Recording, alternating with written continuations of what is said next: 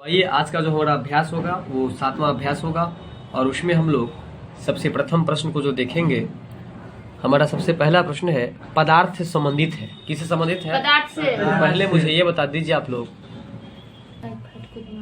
पदार्थ जो है वह कितने प्रकार के होते हैं, पहले ये बताइए आप। देखिए पदार्थ मुख्यतः 3 प्रकार के होते हैं, ठोस, द्रव और गैस।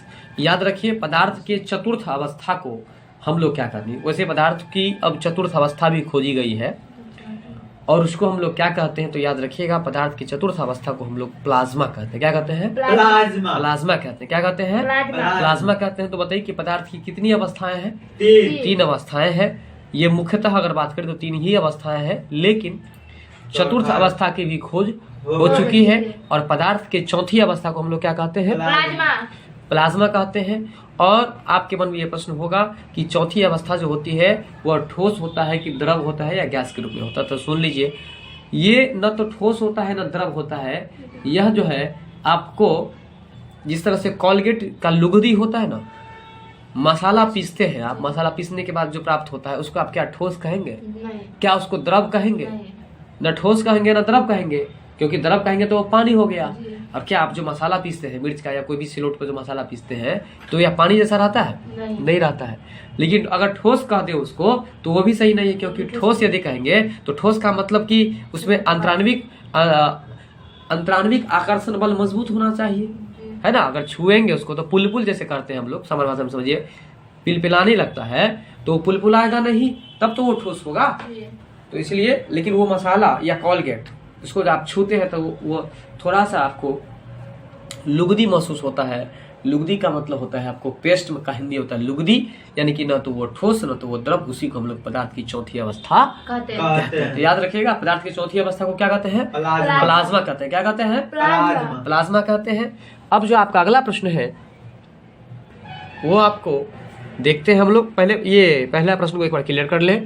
पदार्थ के संवेग और वेग के अनुपात से कौन सी भौतिक राशि प्राप्त की जा सकती है? तो याद रखिएगा पदार्थ के संवेग से और वेग से, पदार्थ के संवेग से और वेग के अनुपात से। याद रखिएगा यहाँ अनुपात जो है 2 चीज का है, एक है संवेग का और दूसरा है वेग का। तो संवेग और वेग का जो अनुपात होता है उसको हम लोग, उससे हम लोग कौन सी राशि प्राप्त कर सकते हैं? तो द्रव्यमान। क्या प्राप्त कर सकते हैं? द्रव्यमान प्राप्त कर सकते हैं।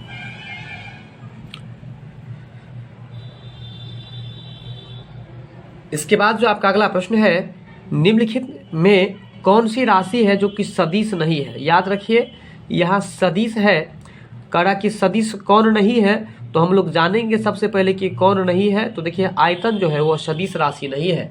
तो बताइए कि यदि सदिश नहीं तो वह कौन सी राशि है? वो अदिश राशि है। कौन सी राशि है? अदिश राशि है। वही अगर प्रश्न हो विस्थापन से संबंधित तो विस्थापन कहे या वेग कहे और ब से बल कहे, देखिए व से विस्थापन, व से वेग और व से बल, तीनों ब से मिल रहा है। तो ये तीनों ब से मिल रहा है तो याद रखने में बड़ी आसान है कि ये वेग वाला वेग संवेग, वेग संवेग, विस्थापन और व से बल, ये तीनों जो है वो सदिश राशि है। और अदिश राशि कौन है? तो बताइए आयतन जो है वह अदिश राशि है।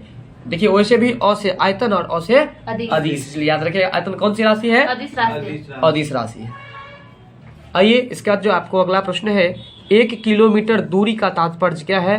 तो 1000 मीटर। देखिए यानी कि 1 किलोमीटर जो होता है वो कितने मीटर के बराबर होता है? 1000 मीटर के बराबर होता है। तो बताइए कि आधा किलोमीटर में कितना मीटर होगा? 500 मीटर। कितना होगा? 500 मीटर।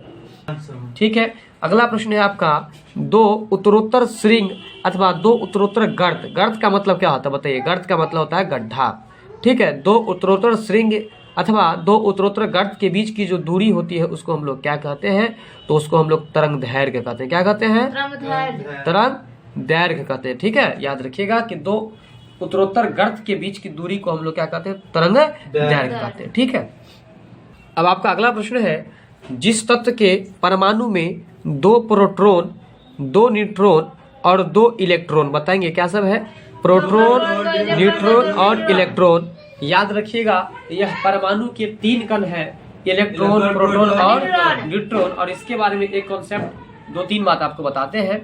सबसे पहले है कि इलेक्ट्रॉन, प्रोटॉन और न्यूट्रॉन जो है वह परमाणु के 3 मौलिक कण कहलाते हैं और इस तीनों मौलिक कण में कुछ कुछ विशेषताएं भी छुपी हुई है। जैसे कि इलेक्ट्रॉन की यदि बात करें तो इलेक्ट्रॉन जो होता है वह आपको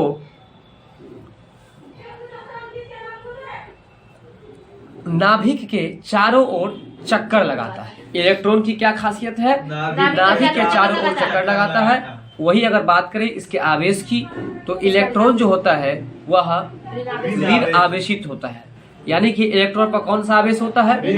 ऋण आवेश होता है। वही बात करें हम प्रोटॉन की तो प्रोटॉन जो है यह आपको नाभिक के भीतर में रहता है ना, और प्रोटॉन पर धन आवेश होता है।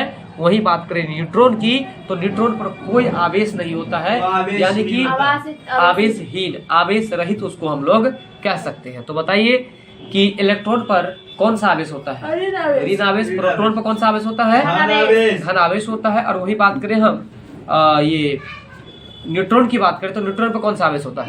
कोई आवेश ही नहीं उस पर होता है। तो ये बात आपको समझ में आ गया होगा। तो बताइए कि परमाणु के कितने कण हैं? 3 कण है। कौन कौन सा कण है?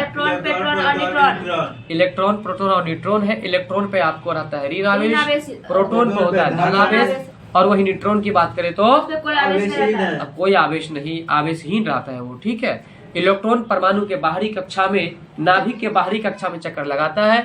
वही प्रोटॉन और न्यूट्रॉन जो होता है वो नाभिक के अंदर में रहता है। ठीक है। तो यहाँ जो प्रश्न है इलेक्ट्रॉन, प्रोटॉन और न्यूट्रॉन से संबंधित, इसके बारे में हम लोग एक बात को और समझेंगे कि इलेक्ट्रॉन का खोज किसने किया है। तो याद रखिएगा इसका आंसर जे थॉमसन होगा या जे टॉमसन भी हो सकता है।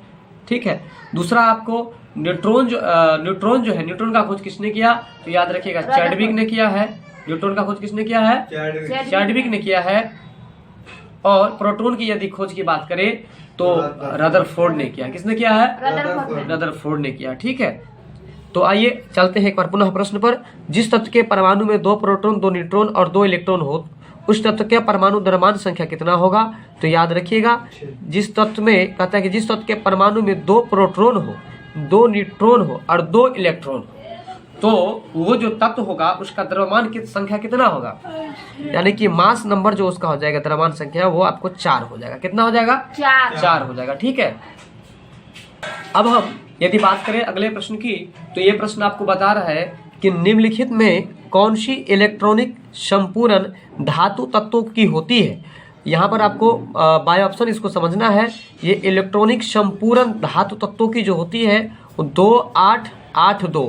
इसका मतलब समझ लीजिए परमाणु के बारे में हम आपको कॉन्सेप्ट बता दिए हैं और हम आपको बताए हैं कि परमाणु के जो कण है वो 3 मौलिक कण है, इलेक्ट्रॉन है, प्रोटॉन है और न्यूट्रॉन है।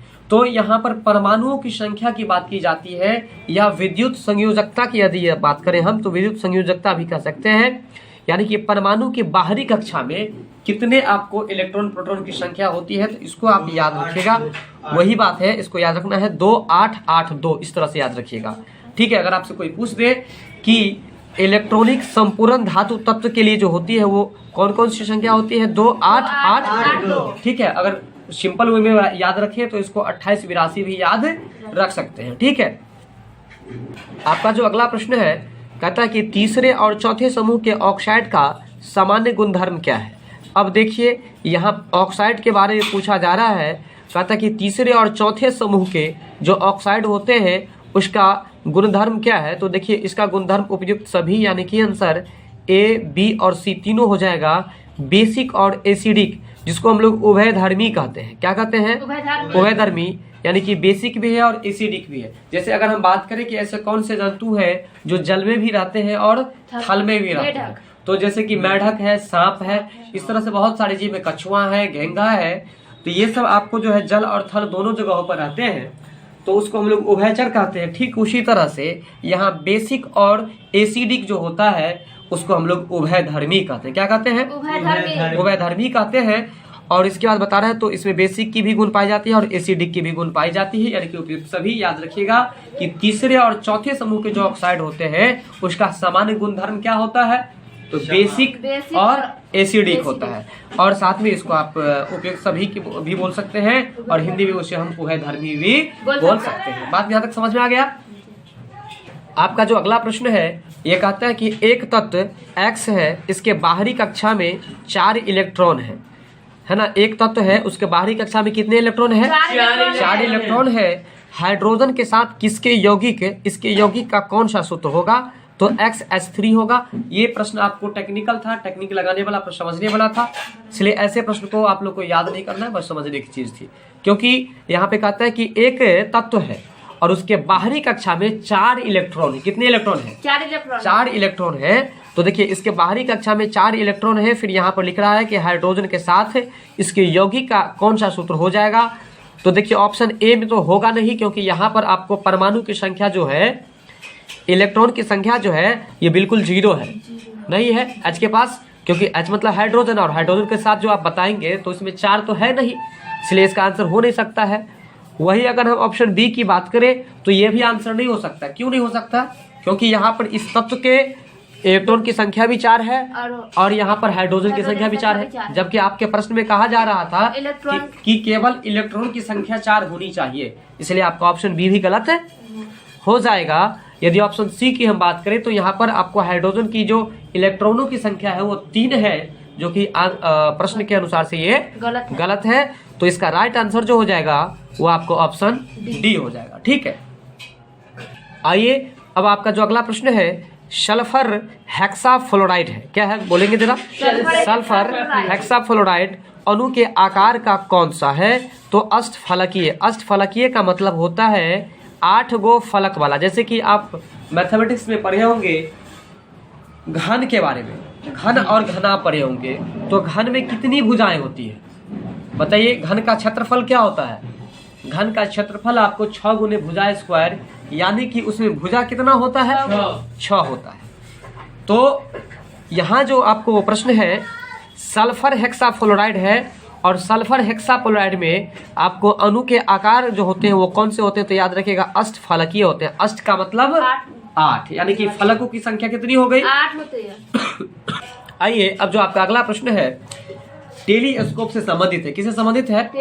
टेलीस्कोप से संबंधित है। टेलीस्कोप की खोज किस वैज्ञानिक ने की थी? तो याद रखिएगा सबसे पहले हम लोग टेलीस्कोप की हिंदी को जानेंगे। टेलीस्कोप का मतलब होता है आपको दूरबीन, जिसको आप बोलते हैं, क्या बोलते हैं?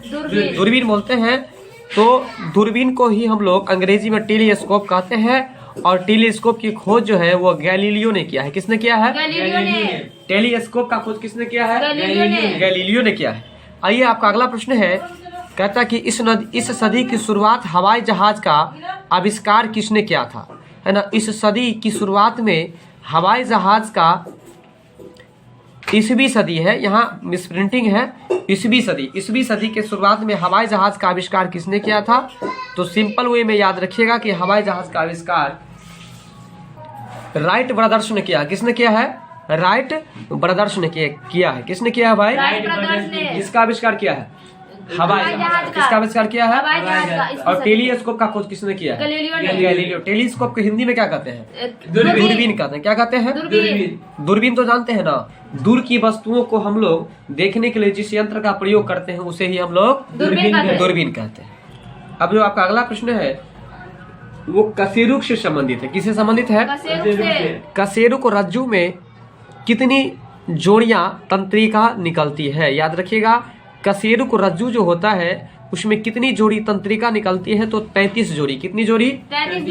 33 जोड़ी तंत्रिकाएं निकलती है। नेक्स्ट क्वेश्चन है आपका प्रतिवर्ती क्रिया। कौन सी क्रिया है? प्रतिवर्ती क्रियाओं का नियंत्रण केंद्र कहाँ पर है? तो याद रखिएगा प्रतिवर्ती क्रियाओं का नियंत्रण केंद्र जो है वह कशेरुक रज्जु में है। कहाँ पर है? कशेरुक रज्जु में। थायराइड ग्रंथि से थायरॉक्सिन स्रावित करने के लिए उत्तेजित करने वाली अंतःस्रावी हार्मोन कौन सी है? याद रखिएगा थायराइड जो ग्रंथि होती है उसे थायरॉक्सिन हार्मोन निकलता है। क्या निकलता है? Thyroxine hormone. और थायरॉक्सिन स्रावित करने के लिए उत्तेजित करने वाली जो अंतःस्रावी हार्मोन है वह कौन सी हार्मोन है? तो TSH। याद रखिएगा कौन सा हार्मोन है? TSH। कौन सा हार्मोन है? TSH। नेक्स्ट क्वेश्चन है निषेचन की क्रिया। निषेचन तो समझते होंगे है ना, निषेचन मतलब जैसे कि प्रजनन की जो क्रिया होती है और उसमें अंडाणु और शुक्राणु, याद रखिएगा अंडाणु और शुक्राणु। यहाँ होम साइंस से एक क्वेश्चन बनता है कि शुक्राणु किस में पाया जाता है और अंडाणु किस में पाया जाता है। अंडाणु महिला में पाया जाता है, शुक्राणु पुरुष में पाया जाता है। शुक्राणु पुरुष में पाया जाता है, वही अंडाणु की बात करें तो वो महिलाओं में पाया जाता है। तो शुक्राणु और अंडाणु दोनों मिल करके जो आपको एक डिम्ब वाहिनी बनाता है उसे ही हम लोग कहते हैं अंड वाहिनी। वही आपको शुक्राणु और अंडाणु जो होता है तो दोनों का उसमें मिलन होता है। बात समझ में आ रहा है? तो मिलन जो होता है तो मिलन, अब सोचिए खुद, मुर्गी का अंडा देखे होंगे आप। मुर्गी के अंडा में बहुत सारा पदार्थ रहता है, बहुत सारा पदार्थ मिला करके एक जो बनता है उसको हम लोग कहते हैं अंडा, नहीं? तो उस अंडा में बहुत सारा पदार्थ। उसी तरह से पुरुषों का जो शुक्राणु होता है और महिलाओं का जो अंडाणु होता है, इस दोनों का जो मिलन होता है ना, उस मिलन को ही हम लोग निषेचन कहते हैं। क्या कहते हैं? और इसी निषेचन की क्रिया कहाँ पर होती है ये आपसे पूछा जा रहा है, ठीक है? तो निषेचन की क्रिया कहाँ होती है भाई? तो ये अंडवाहिनी में होती है। कहाँ पर होती है? अंडवाहिनी में। अंडवाहिनी। निषेचन की क्रिया कहाँ पर होती है? अंडवाहिनी में होती है। आइए, आपका बहुत ही हल्का प्रश्न है, राजस्थान की राजधानी कहाँ है? बताइए आप लोग, राजस्थान की राजधानी कहाँ है? जयपुर में है। कहाँ पर है? राजस्थान की राजधानी कहाँ है? जयपुर है। राजस्थान की राजधानी कहाँ है? जयपुर। तो बताइए कि हवा महल कहाँ है? जयपुर में। हवा महल कहाँ पर है? जयपुर में। बिल्कुल। पिंक सिटी किसको कहा जाता है? जयपुर को कहा जाता है। गुलाबी शहर किसको कहा जाता है? जयपुर को कहा जाता है। याद रखिएगा, पिंक सिटी गुलाबी का शहर और हवा महल कहाँ है? तो जयपुर में ही है। बात समझ में आ रहा है? आपका अगला प्रश्न है, लिब्राहम जांच कमीशन, इसको हिंदी में हम लोग आयोग भी कहते हैं। याद रखिएगा, कमीशन को हिंदी में क्या कहते हैं? आयोग कहते हैं। लिब्राहम जांच कमीशन किससे संबंधित है? तो याद रखिएगा, बाबरी मस्जिद की तोड़ फोड़ से संबंधित है। कॉन्सेप्ट आपको जरा हम बता दें, समझ लीजिए। बाबरी मस्जिद का जब तोड़ फोड़ हुआ तो हिंदू धर्म के जो लोग थे, हिंदू संप्रदाय के जो लोग थे, वो क्या कहे कि यहाँ पर राम मंदिर होना चाहिए था, क्योंकि यह राम भगवान का जन्म स्थली है और उसको तोड़ करके वहां पर मस्जिद का निर्माण करा दिया गया है। ऐसा हिंदुओं का मानना था और ऐसा मुसलमान का मानना था कि नहीं नहीं, ऐसा कुछ भी नहीं है कि यहाँ पर राम मंदिर था, यहाँ पर मस्जिद था। क्या था? मस्जिद था। तो इसलिए जो है, अब मान के चलिए इस पर तो केस हो गया, तो जब मुकदमा चला तो मुकदमा में आपको जांच कमीशन बैठाया जाता है। बात समझ में आ रहा है? मुकदमा में क्या बैठाया जाता है? जांच कमीशन। उसी जांच कमीशन को जो बैठाया ना, तो उस कमीशन का नाम क्या था? तो याद रखिएगा, जैसे कि आपको 1928 ईस्वी में भारत के संविधान में कुछ कानूनी सुधार करने के लिए साइमन कमीशन आया था, ठीक उसी तरह से बाबरी मस्जिद पर जो वार्तालाप हो गया, विवाद हो गया हिंदू और मुसलमान संप्रदाय के बीच में, उसी को ठीक करने के लिए, उसको जांच पड़ताल करने के लिए जिस आयोग को गठन किया गया, उस आयोग का नाम था लिब्राहम जांच कमीशन। बोलेगा, लिब्राहम जांच कमीशन। बिल्कुल। देखिए, अगर नहीं याद रहे तो ऐसे याद रखिएगा कि हिंदू और मुस्लिम दोनों मिलकर लबर लबर कर रहा था, तो लबराई तो चलेगा नहीं कोर्ट में, इसलिए लबर लबर से याद कर लीजिएगा, लिब्राहम जांच कमीशन। तो लिब्राहम जांच कमीशन किससे संबंधित है? तो बाबरी मस्जिद के तोड़ फोड़ से। बाबरी मस्जिद के तोड़ फोड़ से। बात समझ में आया? अब जो आपका अगला प्रश्न है वो अमिता रॉड्रिक किसकी लेखिका है? यानी कि ये प्रश्न कह रहा है कि अमिता रॉड्रिक जो है सो एक लेखिका है, ठीक है? अमिता रॉड्रिक जो है वो एक लेखिका है, राइटर जिसको कहते हैं, लिखने वाली, ठीक है? फीमेल है ये।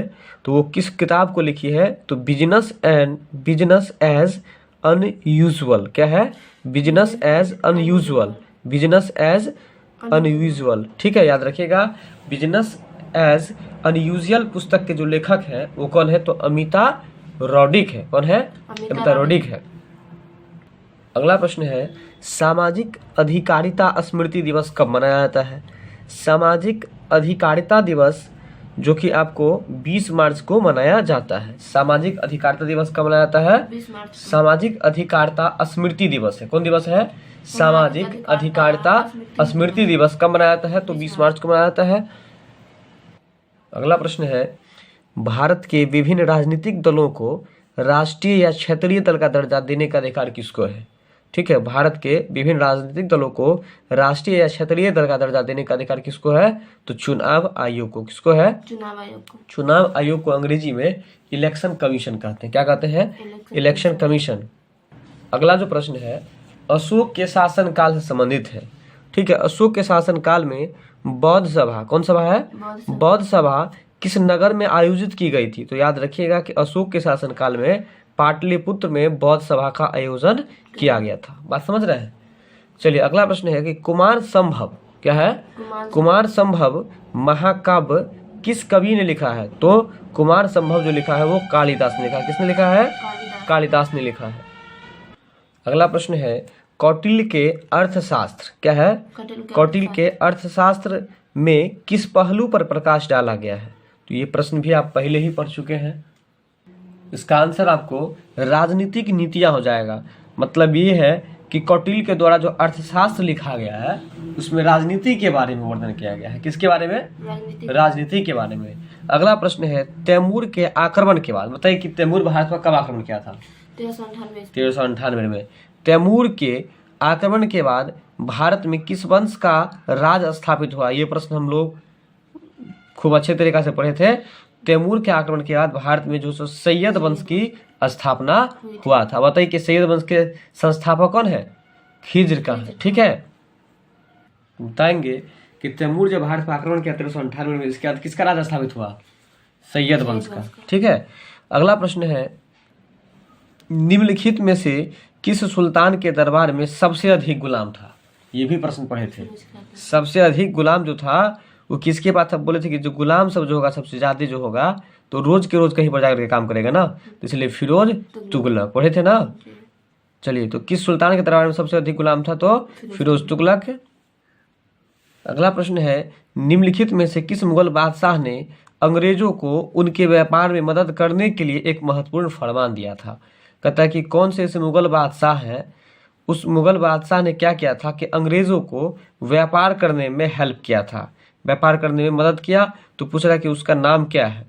उसका नाम है फर्रुखसियार। क्या नाम है? फर्रुखसियर। क्या नाम है? फर्रुखसियर।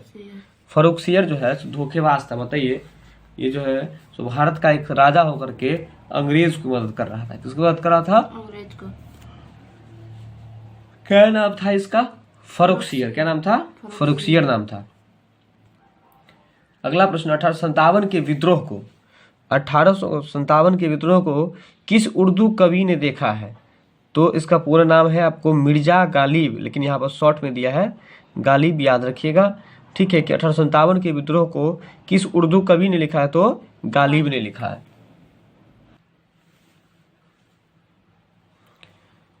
पुर्तगाली उपनिवेश का प्रथम वायसराय, क्या है प्रश्न? पुर्तगाली उपनिवेश का प्रथम वायसराय भारत में कौन हुआ? तो पुर्तगाली उपनिवेश का प्रथम वायसराय जो है भारत में अल्मीडा हुआ। कौन हुआ? अल्मीडा हुआ। अगला प्रश्न है इलाहाबाद की संधि के बाद रॉबर्ट क्लाइव ने मुर्शिदाबाद का उप दीवान किसे बनाया गया था?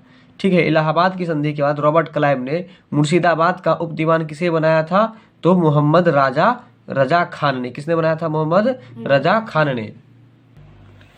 अगला प्रश्न है निम्नलिखित में से कौन सा आयोग 1857 की विद्रोह दमन के बाद भारतीय फौज के नव संगठन से संबंधित है? ठीक है, भारतीय फौज के नव संगठन से संबंधित है। तो पील आयोग। कौन सा आयोग है? पील आयोग।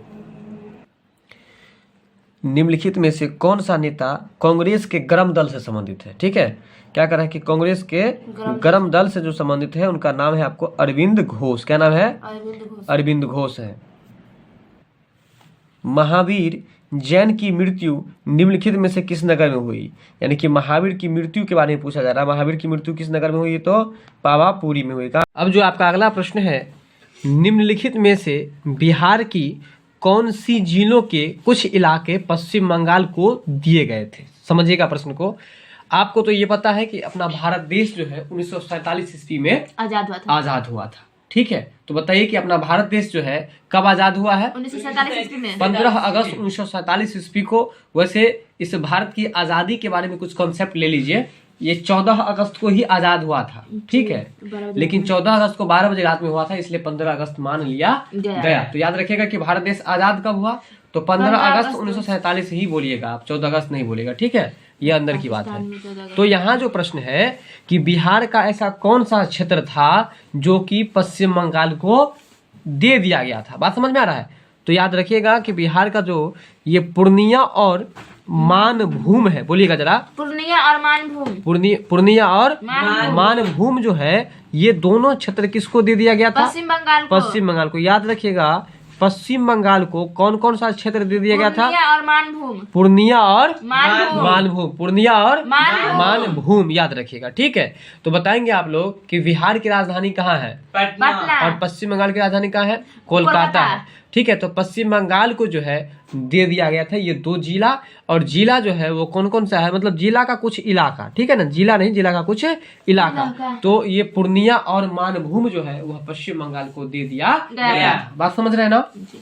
आपका अगला प्रश्न है गौतम बुद्ध से संबंधित है। प्रश्न है कि गौतम बुद्ध को एक देवता का स्थान किस राजा के युग में प्राप्त हुआ था? बहुत ही अच्छा प्रश्न है कि गौतम बुद्ध को देवता के रूप में जो माना गया वो किस राजा के शासन काल में? तो उस राजा का नाम है आपको कनिष्क। क्या नाम है? कनिष्क नाम है।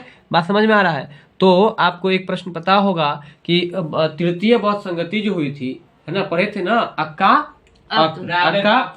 तो अक्का में जो आप पढ़े थे तो अ से अजात शत्रु पढ़े थे, ठीक है, और का से कालाशोक पढ़े थे, फिर अ से अशोक पढ़े थे, और क से कनिष्क पढ़े थे कि नहीं पढ़े थे? कहने का मतलब ये है कि यानी कि तृतीय, अब आपको ये क्लियर हो गया होगा कि गौतम बुद्ध को देवता के रूप में जो माना गया है वो कनिष्क के शासन काल में, क्योंकि चतुर्थ बौद्ध संगति जो हुई थी वो आपको कनिष्क के शासन काल में ही हुई थी।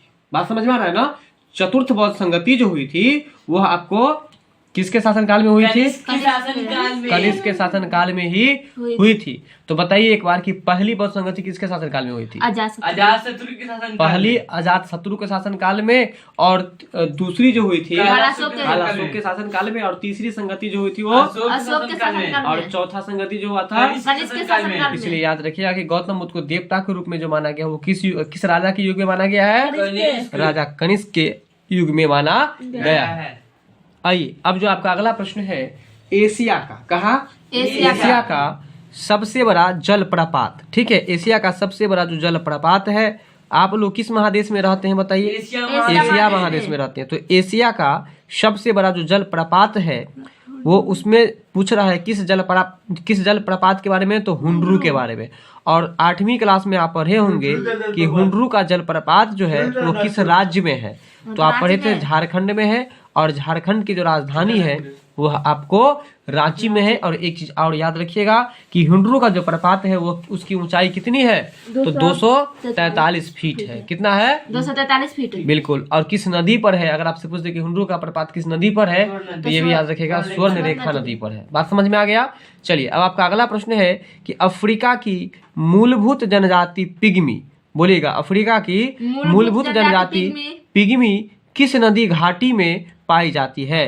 तो बस बात यहाँ हो रहा है पिग्मी पर। याद रखिएगा पिग्मी जो है वो किस नदी घाटी में पाई जाती है? तो याद रखिएगा कांगो नदी घाटी में। किस नदी घाटी में? कांगो नदी घाटी में। बिल्कुल। पिग्मी नदी घाटी जो है कहाँ पर पाई जाती है? कांगो नदी घाटी में पाई जाती है। अगला प्रश्न है आपका विश्व का कौन सा देश, क्या है? विश्व का कौन सा देश मुलायम लकड़ी एवं लकड़ी की लुगदी का, किस का? मुलायम लकड़ी का और लकड़ी की लुगदी का सबसे बड़ा निर्यातक है? पहले बताइए कि निर्यातक मतलब क्या होता है? एक जगह से दूसरे जगह भेजना। बिल्कुल, निर्यात का मतलब एक जगह से दूसरे जगह भेजना। इस क्रिया को हम लोग निर्यातक कहते हैं। तो कहता है कौन सा ऐसा देश है जो मुलायम लकड़ी और लकड़ी की लुगदी का सबसे बड़ा उत्पादन करता है, और जब जहाँ सबसे बड़ा उत्पादन होगा वहाँ के लोग तो उसको बेचेंगे भी ना दूसरे जगह पर जाकर के, इसलिए निर्यात करने का काम करते हैं। कौन सा देश? तो कनाडा। कौन सा देश? कनाडा। यानी कि मुलायम लकड़ी का सबसे ज्यादा उत्पादन कनाडा में होता है। और लुगदी जो है लकड़ी का, जैसे कि आला मिल पर, लकड़ी की मिल पर जो जहाँ लकड़ी चिराता है वहां पर जो भूसा रहता है ना, उसी को क्या बुलाता है? लुगदी बुलाता है। तो ये लुगदी का और मुलायम लकड़ी का जो सबसे बड़ा उत्पादक और सबसे ज्यादा निर्यातक देश जो है वो कौन सा है? कनाडा। तो कनाडा है। कौन सा है? कनाडा। अब जो आपका अगला प्रश्न है शुष्क भूमि से संबंधित है। किससे संबंधित है? शुष्क भूमि से संबंधित है। शुष्क भूमि के लिए सर्वाधिक उचित फसल कौन सा है? कहने का मतलब ये है कि शुष्क भूमि के लिए, शुष्क भूमि मतलब समझते हैं ना, जहां पर आपको जो है सो ज्यादा वर्षा नहीं होता है, ठीक है, तो ऐसी भूमि को हम लोग शुष्क भूमि कहते हैं। तो शुष्क भूमि के लिए जो सबसे अधिक उचित फसल है वो कौन सा फसल है ना। तो देखिए जहाँ पर वर्षा कम होता है ना, वहाँ के लिए सर्वाधिक उचित फसल जो है वो आपको मूंगफली है। और याद रखिएगा, इसको अगर घुमा के हम पूछे तो बताइए कि मूंगफली जो है वो किस प्रकार की भूमि में उगाई जाती है। शुष्क भूमि में तो याद रखिएगा मूंगफली जो है वो किस भूमि में उगाई जाती है, शुष्क भूमि में उगाई जाती है। और अगर आपसे पूछ दे कि मूंगफली का सबसे बड़ा उत्पादन कहाँ पर है, उत्पादक किस राज्य में होता है, तो याद रखिएगा ये आपको मध्य प्रदेश में होता है। कहाँ पर होता है, मध्य प्रदेश में होता है, ठीक है। अब आपका अगला प्रश्न है कि पृथ्वी परिभ्रमण करती हुई प्रति मिनट करीब करीब कितनी दूरी तय कर लेती है। कहने का मतलब ये है, आपसे प्रश्न ये पूछा जा रहा है कि पृथ्वी जो है 1 मिनट में, कितना मिनट में,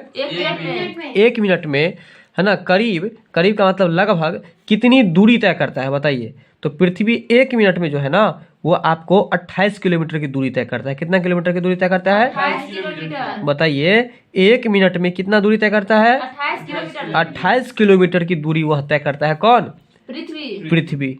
पृथ्वी को कौन सा ग्रह कहा जाता है बताइए। पृथ्वी को नीला ग्रह कहा जाता है। क्या कहता है, नीला ग्रह कहा जाता है। आपका अगला प्रश्न है, विश्व की सबसे ऊंची चोटियां, विश्व की सबसे ऊंची चोटियां किस प्रकार के पर्वतों में पाई जाती है। तो याद रखिएगा जो विश्व की सबसे ऊंची चोटी है वह आपको नवीन मोरदार पर्वत में पाई जाती है। किसमें पाई जाती है, नवीन मोरदार पर्वत में पाई जाती है। क्या पाई जाती है, विश्व की सबसे ऊंची चोटियां।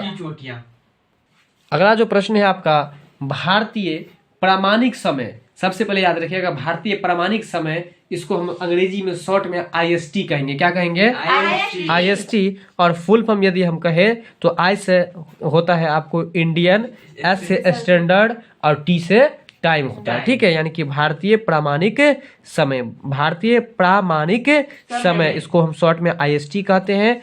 ग्रीनविच माध्य समय, जिसको हम लोग GMT कहते हैं। क्या कहते हैं, GMT कहते हैं। तो इसमें कह रहा है कि अंतर पाया जाता है। और कितना देर का अंतर पाया जाता है, तो 5.5 घंटा का अंतर पाया जाता है। कितना का अंतर पाया जाता है, यानी भारतीय प्रामाणिक समय और ग्रीनविच माध्य समय के बीच में जो अंतर होता है वो कितना होता है, 5.5 घंटा का अंतर होता है। बताइए तो 5.5 घंटा का अंतर किसके किसके बीच में होता है, भारतीय प्रामाणिक समय और ग्रीनविच माध्य समय के बीच में 5.5 घंटा का अंतर पाया जाता है। और 5.5 घंटा का जो अंतर पाया जाता है वो प्लस में कि माइनस में, तो याद रखिएगा प्लस में पाया जाता है। किसमें, प्लस में। आइए आपका अगला प्रश्न है, भारत के कुल भौगोलिक क्षेत्र, ठीक है, भारत के कुल भौगोलिक क्षेत्र जो है उसमें वन जो है वो कितना क्षेत्र है, कितना प्रतिशत है। वन के बारे में पूछा जा रहा है कि जंगल जो है वो कितना प्रतिशत है भारत के भौगोलिक क्षेत्र में। तो याद रखिएगा वन जो है वो 20.7% है। कितना है, 20.7% भारत में वन पाया जाता है। बात समझ में आ रहा है ना। अगला प्रश्न है, भाखरा नांगल से संबंधित है। भाखरा नांगल बांध जो है वह किस नदी के ऊपर बनाया गया है। तो याद रखिएगा कि भाखरा नांगल बांध जो है वह आपको सतलज नदी के ऊपर बनाया गया है। अगला प्रश्न है, लक्षद्वीप में कितने द्वीप हैं। देखिए लक्षद्वीप में आपको 37 द्वीप है। कितने द्वीप हैं, लक्षद्वीप में कितने द्वीप हैं, 37 द्वीप हैं। नेक्स्ट क्वेश्चन है, भारत में सर्वाधिक गेहूं उत्पादक राज्य कौन सा है। बताइए, पहले से भी आपको पता होगा कि सबसे अधिक गेहूं का उत्पादन जो होता है वो कहाँ होता है, उत्तर प्रदेश में होता है। तो बताइए कि उत्तर प्रदेश की राजधानी कहाँ है। उत्तर प्रदेश की राजधानी आपको लखनऊ है। कहाँ है, लखनऊ है। अगला प्रश्न है, त्रिवेणी नहर, कौन सा नहर है, त्रिवेणी नहर किस नदी, त्रिवेणी नहर में किस नदी से पानी आता है।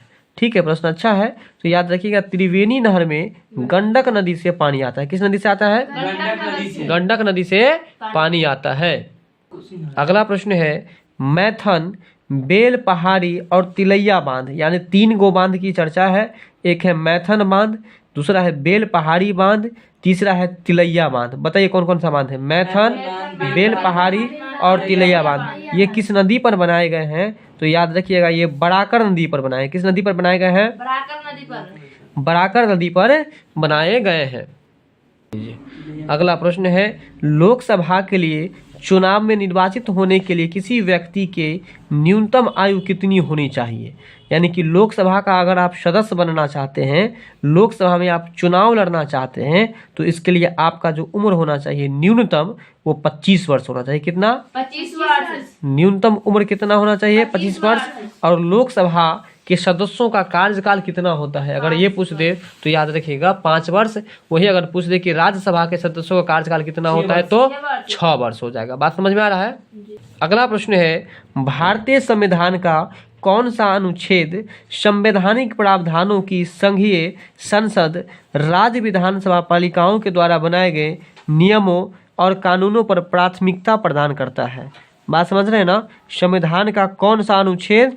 तो यह आपको अनुच्छेद 245 है। कौन सा अनुच्छेद है? अनुच्छेद 245। अनुच्छेद 245 है जो संवैधानिक प्रावधानों की संघीय संसद और राज्य विधान पालिकाओं द्वारा बनाए गए नियम और कानूनों पर प्राथमिकता प्रदान करता है। अगला प्रश्न है, भारतीय राजनीति व्यवस्था में इनमें से कौन सर्वोच्च है? ठीक है, भारतीय राजनीति व्यवस्था में इनमें से कौन सा सर्वोच्च है? तो संविधान है ना। भारतीय राजनीतिक व्यवस्था में जो सर्वोच्च है वो यानी कि सबसे ऊंचा है वो कौन है? तो संविधान है। ठीक है। अगला प्रश्न है, भारतीय राजनीतिक व्यवस्था में कार्यपालिका विधान पालिका के अधीन रहकर कार्य करती है। तो ये चीज याद रखना पड़ेगा। कार्यपालिका जो है वह आपको विधान पालिका के हिसाब से, है ना, विधान पालिका जो कहेगा उसी के हिसाब से कार्यपालिका अपना कार्य करेगा। तो याद रखिएगा कार्यपालिका किसके अंदर में रहकर काम करती है? तो विधान पालिका के अंदर में रह के काम करती है। ठीक है। अगला प्रश्न है, राजनीतिक शब्दावली में शून्यकाल का क्या अर्थ है? ठीक है, राजनीतिक शब्दावली में शून्यकाल का क्या अर्थ है? तो याद रखिएगा शून्यकाल का अर्थ है प्रश्न उत्तर सत्र। क्या है? प्रश्न उत्तर सत्र है। अगला प्रश्न है, 42वें संविधान संशोधन कौन सा संशोधन है? 42वां संविधान संशोधन के 10 आचार आदेशों को, 10 आचार आदेशों को किस नाम से जाना जाता है? तो याद रखिएगा मौलिक कर्तव्य। कौन सा है? मौलिक कर्तव्य है। अगला प्रश्न है, राज्य सरकार का कार्यकारी अध्यक्ष, बोलिएगा जरा, राज्य सरकार का कार्यकारी अध्यक्ष है ना या प्रमुख कौन है? राज्य सरकार का कार्यकारी अध्यक्ष या प्रमुख कौन है? तो इसका जो आंसर हो जाएगा राज्यपाल। क्या इसका आंसर हो जाएगा? राज्यपाल हो जाएगा।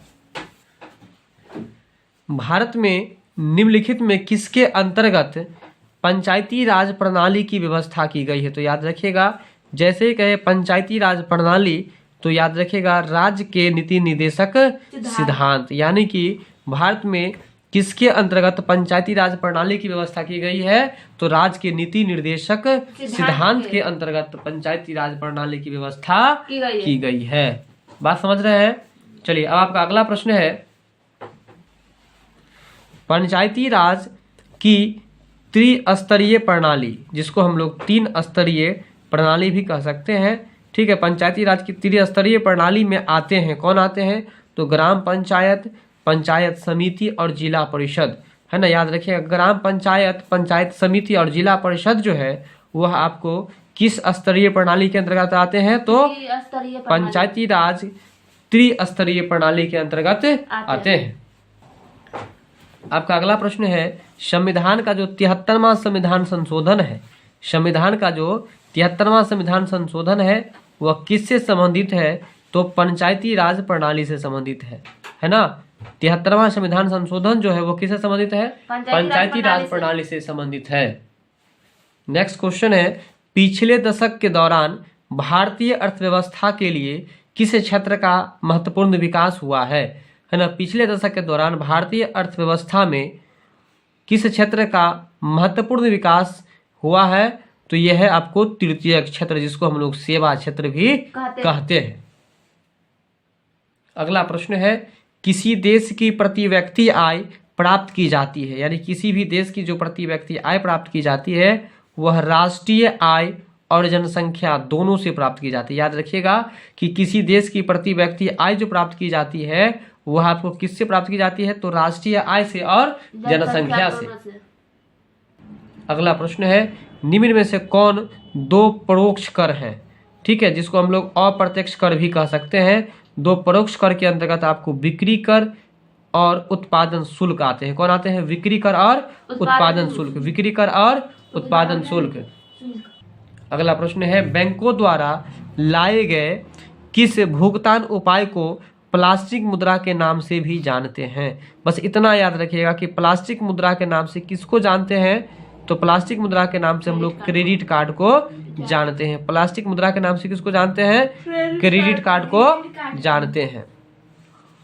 अगला प्रश्न है, IRDP का मुख्य उद्देश्य क्या है? तो इसका उद्देश्य पूछा जा रहा है। इसका उद्देश्य है ग्रामीण विकास और निर्धनता का निवारण करना, है ना। IRDP का जो मुख्य उद्देश्य है वो ग्रामीण विकास और निर्धनता का निवारण करना, यानी कि ग्राम के क्षेत्रों को विकास करना और गरीबी को खत्म करना, यह उसका उद्देश्य है। किसका उद्देश्य है? IRDP का। अगला प्रश्न है, सापेक्ष निर्धनता का क्या अर्थ है? देखिए, सापेक्ष निर्धनता का अर्थ है आर्थिक असमानताएं। सापेक्ष निर्धनता का क्या अर्थ है? आर्थिक असमानताएं। क्या अर्थ है? आर्थिक असमानताएं। भारत में राष्ट्रीय आय का आकलन, किस आय का आकलन? राष्ट्रीय आय का आकलन। राष्ट्रीय आय का आकलन एकत्रित किया जाता है तो किसके द्वारा किया जाता है? केंद्रीय सांख्यिकी संगठन के द्वारा। किसके द्वारा? केंद्रीय सांख्यिकी संगठन के द्वारा। याद रखिएगा, राष्ट्रीय आय का आकलन जो किया जाता है वो केंद्रीय सांख्यिकी संगठन के द्वारा किया जाता है। अगला प्रश्न है, बिहार की मुख्य खाद्यान्न फसलें हैं, यानी कि बिहार का मुख्य खाद्यान्न फसल कौन कौन सा है? तो याद रखिएगा, चावल है, गेहूं है और मक्का है। चावल, गेहूं और मक्का बिहार का मुख्य खाद्यान्न फसल है। अगला प्रश्न है, कूका आंदोलन कौन सा आंदोलन है? कूका आंदोलन को किससे संगठित किया गया था, है ना। कूका आंदोलन को किसने कूका आंदोलन को किसने संगठित किया था? तो गुरु राम सिंह ने। किसने? गुरु राम सिंह ने। कूका आंदोलन को किसने संगठित किया था? गुरु राम सिंह ने। अगला प्रश्न है, राष्ट्रीय आंदोलन में, किस आंदोलन में? राष्ट्रीय आंदोलन में किसको नरम-दलीय के तौर पर नहीं जाना जाता है ना। यानी कि आपको ये बताना है कि इसमें से नरम दल कौन सा नहीं है। तो देखिए, बाल गंगाधर तिलक जो है वो आपको नरम दल के अंतर्गत नहीं आते हैं। बात समझ में आ रहा है? ठीक है, तो ये आपको गरम दल के अंतर्गत आते हैं। याद रखिएगा, लाल बाल, है ना, लाल बाल और पाल, यानी कि लाला लाजपत राय है कि नहीं, बाल गंगाधर तिलक और बिपिन चंद्र पाल, ये सब आपको गरम दल के अंतर्गत आते हैं। तो बताइए, ये जो प्रश्न है ये समझ में आ गया? नरम दल के अंतर्गत कौन नहीं आते हैं? तो बाल गंगाधर तिलक। अगला प्रश्न है, जनरल डायर को किसने गोली मारकर हत्या कर दी थी? तो बताइए, जनरल डायर को उधम सिंह जो है वो गोली मार करके हत्या कर दिया था। अगर आपसे पूछे कि जनरल डायर को किसने मारा, तो उधम सिंह ने मारा। अगला प्रश्न है, भगत सिंह, राजगुरु और सुखदेव को कब फांसी दे दी गई? तो 23 मार्च 1931 को। 23 मार्च 1931 को भगत सिंह, राजगुरु और सुखदेव तीनों को एक ही फांसी के तख्ते पर फांसी दे दी गई। कब दे दी गई? 23 मार्च 1931 ईस्वी को। अगला प्रश्न है, इनकलाब जिंदाबाद। इनकलाब जिंदाबाद का नारा किसने दिया? तो याद रखिएगा, इनकलाब जिंदाबाद का नारा भगत सिंह ने दिया। किसने दिया है? भगत सिंह। अगला जो है आपका ये मैथमेटिक्स का प्रश्न है, जो 71 से लेकर 75 तक मैथमेटिक्स का प्रश्न है। हम इसको छोड़ करके चलेंगे, ठीक है। तो चलते हैं हम लोग अगले प्रश्न पर। अगला प्रश्न है, निम्न में से किसे बुसान इंटरनेशनल फिल्म फेस्टिवल में एशियन कंटेंट अवार्ड्स 2021 के लिए नामित किया गया है? तो इसका आंसर हो जाएगा नुसरत भरूचा। क्या होगा? नुसरत भरूचा। अगला प्रश्न है, बिहार के मुख्यमंत्री कौन? बिहार के मुख्यमंत्री अभी कौन है? नीतीश कुमार है। तो बिहार के मुख्यमंत्री नीतीश कुमार ने 21 सितंबर कब? 21 सितंबर 2021 को मंदार पर्वत पर 377.36 मीटर लंबे रोपवे का उद्घाटन किया था। वो रोपवे कहाँ पर स्थित है? तो बांका में, कहाँ पर? बांका में बौंसी प्रखंड है, वहां पर ये रोपवे स्थित क्या था? है। अगला प्रश्न है, संयुक्त राष्ट्र की एक रिपोर्ट के अनुसार वर्ष 2020 में विश्व में कितनी जनसंख्या कुपोषण से शिकार हुई? याद रखिएगा 2020 में जो आंकड़ा लगाया गया तो यह पता चला कि कुपोषण की जो प्रतिशत है वह आपको 10% है। 2020 में कुपोषण का कितना प्रतिशत अनुमान लगाया गया है? 10%। अगला प्रश्न है, निम्न में से किस राज्य सरकार ने खेलो इंडिया यूथ गेम्स 2021 को स्थगित करने का फैसला किया है? तो हरियाणा। कौन सा स्टेट है? हरियाणा है। हरियाणा की राजधानी कहाँ है? चंडीगढ़। अगला प्रश्न है, गरीबी उन्मूलन हेतु काम करने वाले संगठन ऑक्सफैम की the hunger virus multiplies report के अनुसार विश्व भर में हर 1 मिनट में कितने लोगों की भूख के कारण मौत हो जाती है? तो याद रखना, हर 1 घंटे में 11 लोगों की मौत होती है। बताइए, अभी भी भारत देश में 1 घंटे में 11 लोगों की मृत्यु होती है। किसके कारण? भूख के कारण। भूख के कारण। और आप लोग दाना को क्या करते हैं? फेंक देते हैं। अगला प्रश्न है, 23 जुलाई को होने वाले टोक्यो ओलंपिक के उद्घाटन समारोह में भारतीय दल के ध्वजवाहक के रूप में किसे चुना गया था? इसका आंसर हो जाएगा आपको MC मैरी कॉम और मनप्रीत सिंह। क्या होगा? MC मैरी कॉम और मनप्रीत सिंह। अगला प्रश्न है, इंग्लैंड को हराकर किसने यूरो कप 2020 का खिताब जीत लिया था? याद रखिएगा, इंग्लैंड को हराकर, किसको हराया था? इंग्लैंड को। और इंग्लैंड को हराकर किसने यूरो कप 2020, बोलिएगा यूरो कप 2020 यानी कि यूरो कप 2020 का है ना खिताब जीत लिया था? तो इटली। कौन जीत लिया था? इटली। आइए, हेनली पासपोर्ट इंडेक्स 2021 की रिपोर्ट के अनुसार किस देश का पासपोर्ट दुनिया में सबसे शक्तिशाली है? तो याद रखिएगा, किस देश का पासपोर्ट, जिसको वीजा कहते हैं आप लोग, है ना, किस देश का पासपोर्ट सबसे शक्तिशाली है? तो जापान का। किस देश का? जापान का जो पासपोर्ट है वो सबसे पावरफुल माना जाता है, यानी कि शक्तिशाली माना जाता है।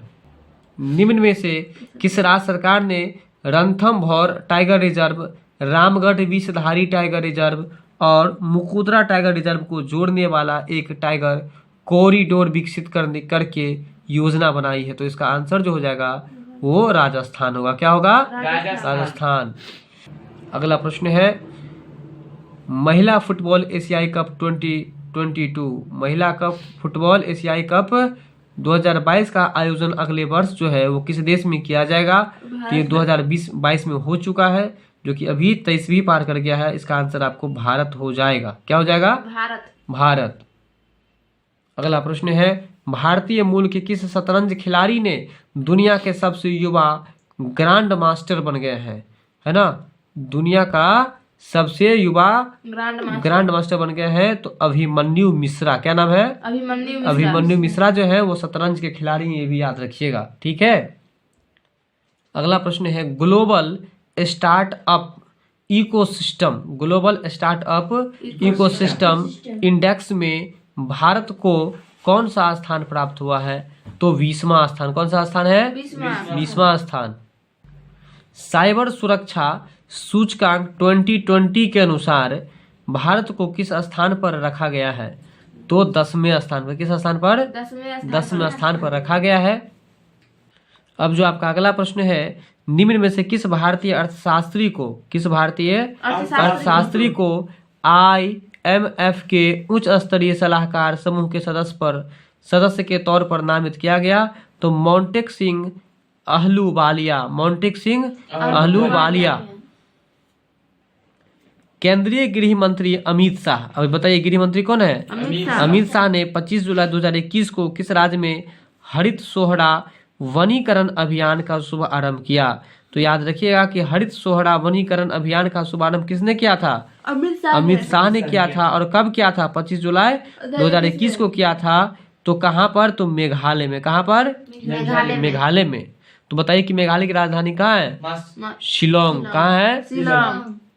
अगला प्रश्न है, रक्षा मंत्रालय ने रक्षा पेंशन को स्वचालित है ना। रक्षा मंत्रालय ने रक्षा पेंशन को स्वचालित मंजूरी और संवितरण के लिए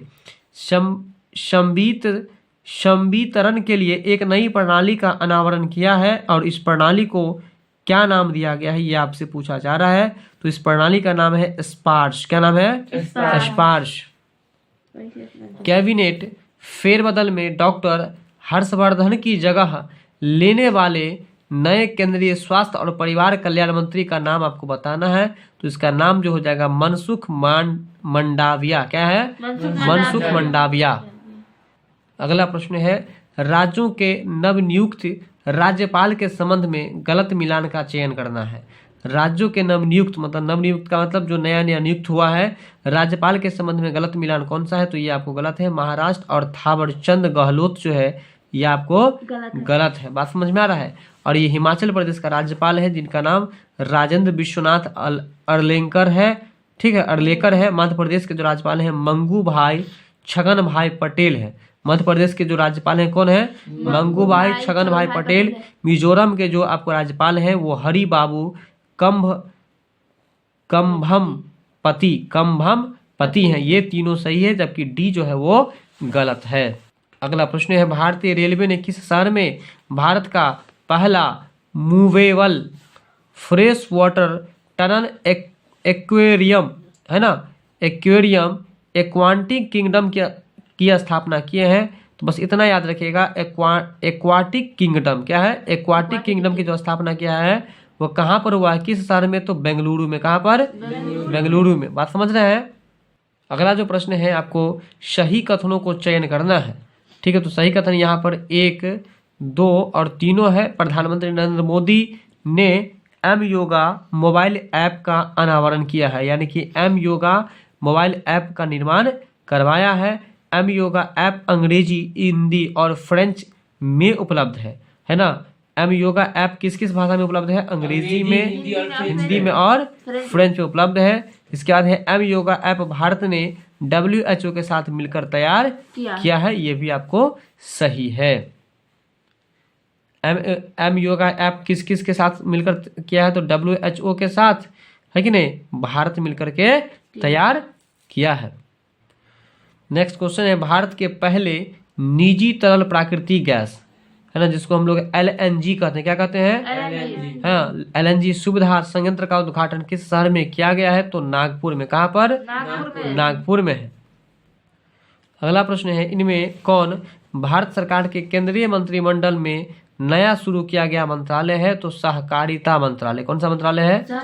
सहकारिता मंत्रालय। और लास्ट का 2 प्रश्न बचा हुआ है। इससे पहले हम आपको बता दें कि वीडियो अच्छी लगे, नॉलेजफुल लगे तो लाइक शेयर सब्सक्राइब जरूर कीजिएगा। चलते हैं हम लोग अगले प्रश्न पर। आपका अगला प्रश्न है, किस राज्य की प्रशासनिक सरकार ने हाल में ही दरबार मूव, क्या है? दरबार मूव नामक 149 वर्ष पुरानी प्रथा को समाप्त कर दिया है ना। 149 वर्ष जो है पुरानी ये प्रथा थी जिसको समाप्त कर दिया गया है। वो किस राज्य के द्वारा? कौन सा राज्य है? तो जम्मू कश्मीर है, जिसकी राजधानी कहाँ है? श्रीनगर। कहाँ है? श्रीनगर। अगला प्रश्न है, किस राज्य सरकार ने मुख्यमंत्री उद्यमी योजना शुरू किया है? तो याद रखिएगा, मुख्यमंत्री उद्यमी योजना के तहत ही अभी लोन मिल रहा है, जो लोगों को घर बनाने के लिए, बिजनेस करने के लिए मिलता है। ठीक है, तो मुख्यमंत्री उद्यमी योजना जो शुरू किया है वो कौन सा राज्य है? तो बिहार राज्य है। आज का जो हमारा लास्ट प्रश्न है, हरियाणा में शुरू की गई प्राण वायु देवता पेंशन योजना। बताइए कि इस योजना का नाम क्या है? प्राण वायु देवता पेंशन योजना के तहत सरकार 75 वर्ष के, कितने वर्ष के? 75 वर्ष के ऊपर के वृक्ष के रखरखाव के लिए प्राण वायु देवता के नाम से प्रति वर्ष कितनी राशि पेंशन